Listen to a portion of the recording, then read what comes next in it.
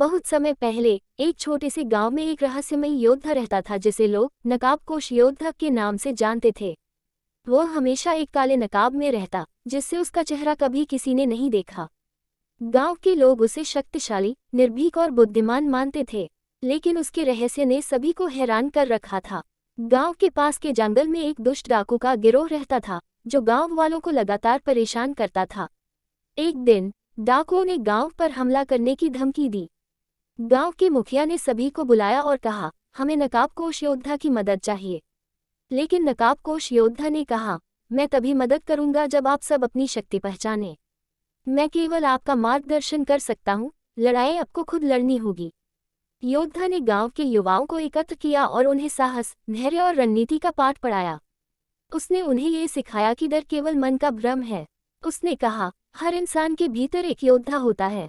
जब आप अपने डर को जीत लेते हैं तभी आप असली ताकत को पहचानते हैं। गांव के लोगों ने पूरे दिल से प्रशिक्षण लिया। धीरे धीरे वे आत्मविश्वास से भरने लगे। डाकुओं का हमला हुआ, लेकिन इस बार गांव वाले डरकर भागने के बजाय डटकर खड़े हो गए। नकाबपोश योद्धा ने दूर से सबकी मदद की। गांव के लोगों ने डाकुओं को हरा दिया और अपनी आज़ादी वापस हासिल की। युद्ध के बाद गांव वाले नकाबपोश योद्धा के पास पहुंचे और उसका धन्यवाद किया। उन्होंने कहा, आपके कारण ही हम जीत सके।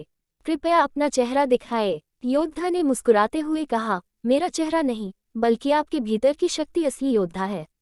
मैं केवल एक प्रतीक हूँ। इसके बाद उसने नकाब उतारा, लेकिन वहाँ कोई नहीं था। वह केवल एक प्रेरणा थी जो हर इंसान के भीतर छिपी होती है। असली ताकत हमारे भीतर है।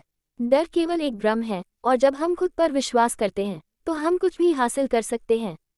नकाबपोश योद्धा हर किसी के भीतर है, हमें बस उसे पहचानने की जरूरत है।